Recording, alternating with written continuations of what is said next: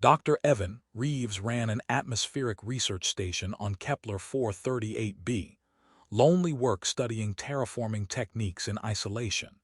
He'd chosen this assignment deliberately after his wife's death 3 years ago, seeking solitude where grief couldn't find him among crowds and sympathetic faces.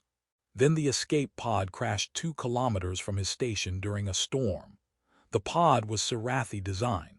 When Evan reached the crash site, he found her barely conscious, crystalline skin losing its luminescence, breathing labored. Her name was Ariavel, communicated through the pod's failing translator before it died. She was a xenobotanist whose research vessel was attacked by pirates. The escape pod launched automatically, bringing her to the nearest habitable planet. Barely, Evan treated her injuries in his medical bay but noticed something wrong beyond obvious trauma. She was deteriorating, not from wounds which were healing, but from something environmental. Her breathing became labored. Her skin, which should be regenerating, grew duller. She slept more, moved less. The atmosphere, she finally explained in halting standard, once his computer built translation algorithms. Kepler 438b. The oxygen content is wrong for Sirathi. Too much nitrogen, not enough trace gases we require. Your air, it poisons me slowly. Evan checked his data against Sirathi biological information. She was right. The gas mixture sustaining human life was toxic to her species over extended exposure. Not immediately lethal, but accumulating damage. How long? He asked. Weeks, perhaps, maybe less. Her crystalline eyes met his. I sent distress signals. My people will come eventually, but probably not in time. She said it with resignation. Evan, staring at this dying woman who'd crashed into his isolation, made a decision. Then I'll make time. Evan's background was atmospheric engineering. He knew gas mixtures, pressure systems, environmental controls. His research station had terraforming equipment. If he couldn't change an entire planet's atmosphere in weeks, he could change a smaller environment. He started designing a habitat dome, a sealed structure with Sirathi-compatible atmosphere. The challenges were immense. Precise gas mixtures, pressure differentials, temperature control, all calibrated from limited xenobiological databases. And he needed to build it while Ariavel slowly suffocated. She watched his initial work with despair. Evan, this is impossible. You don't have the right gases, equipment. I have a chemical synthesizer for terraforming, Evan countered, sketching designs. I can manufacture the trace gases your biology needs. I have construction drones. And I have atmospheric data from your home system. Your distress signal included navigational references. I can work backward from that. That would take months. Then I'll work fast. He met her crystalline eyes. Ariavel, I've spent 3 years studying atmospheric composition. Let me use that knowledge for something that matters. She saw determination born from something deeper than compassion.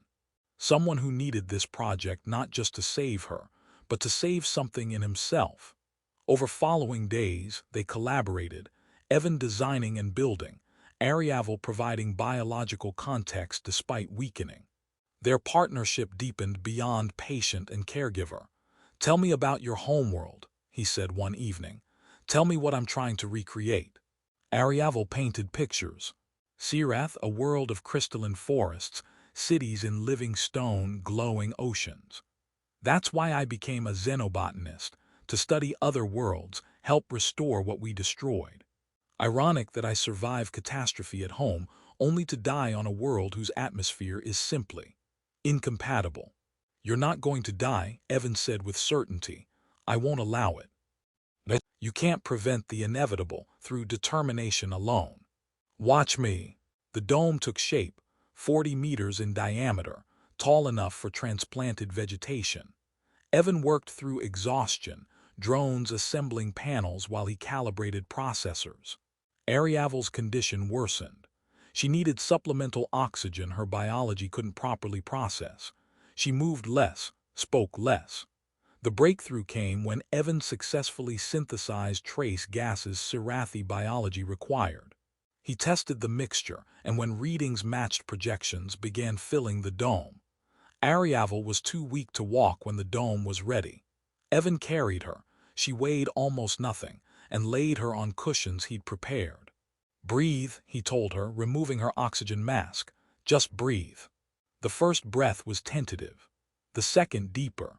By the third, Ariavel's crystalline skin began glowing again, subtle at first, then stronger, luminescence returning like stars emerging after a storm. Over following days, she regained strength.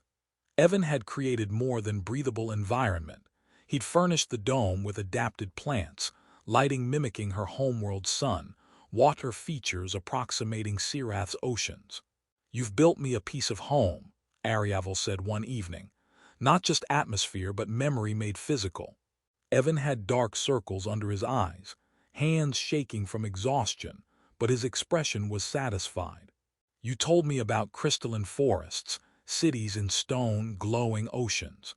I couldn't replicate those, but I could create something that echoes them, a place where you can remember without dying." "Why?" she asked gently. "Why did you do this?" Evan watched the dome's artificial sunset.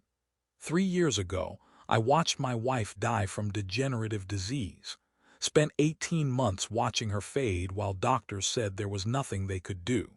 I was helpless, all my engineering knowledge completely useless.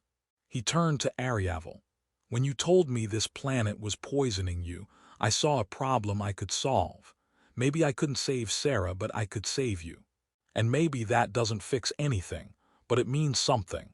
Ariavel took his hand carefully. "You've given me more than life. You've given me sanctuary built from compassion and desperate engineering. You've proven home isn't just location. It's the people willing to recreate it when you've lost it." Months later, a Sirathi ship arrived responding to distress signals. The captain offered immediate transport. Ariavel hesitated. "I need time," she told the captain, "to properly thank the human who saved my life, to understand what I'm returning to and what I might be leaving behind." The captain granted 6 months extension. Ariavel used that time to truly live in the sanctuary Evan created, tending plants, studying ecosystems, gradually understanding that what Evan built wasn't temporary refuge, but demonstration of something profound. Love manifesting as breathable atmosphere, as engineered sanctuary. "I could go home," Ariavel told Evan as the deadline approached. "My people offered to modify habitat on Sirath for me." "You should," Evan said, though his voice suggested conflict. "This dome is just temporary approximation. You deserve the real thing." "But what if the real thing isn't Sirath anymore?" Ariavel's eyes reflected the dome's lights. "What if home became the place someone built for me when I was dying? What if the human who created sanctuary matters more than the planet I came from?" Evan stared, afraid to hope. "Ariavel, I can't ask you to stay." "You're not asking, I'm choosing." She took both his hands. "You built me a place to breathe when breathing was impossible, and somewhere in that desperate construction I realized. Love became my oxygen, and you became my reason to keep living." She squeezed his hands. "I'm staying because choice has led me here, to a dome filled with impossible atmosphere, and a human who refused to let me fade. That's home, Evan. Here, with you, in the sanctuary we can build together." The Sirathi ship returned 6 months later. Ariavel sent her response, declining retrieval, requesting supplies for permanent residence. The dome became permanent home. They expanded it, adding research facilities for her xenobotany and his atmospheric studies. They created hybrid spaces where atmosphere was balanced for both species. Years later, when asked why he built sanctuary for a dying alien, Evan's answer was simple. "Because she needed to breathe, and I could give her that. Everything else came from that simple foundation." Ariavel added, "He says he built me a place to breathe. But what he really built was proof that home isn't about the planet you're born on. It's about the people who refuse to let you suffocate. Evan gave me atmosphere when the world was poisoning me. I gave him purpose when grief was suffocating him. We saved each other, one breath at a time." They stand together in the sanctuary built from desperate engineering and compassion, surrounded by crystalline plants, under lighting mimicking a distant sun, breathing air that shouldn't exist on this world, but does because someone cared enough to create it. And in that impossible atmosphere, two beings from different worlds find what they both needed: a place to breathe freely and someone to breathe beside.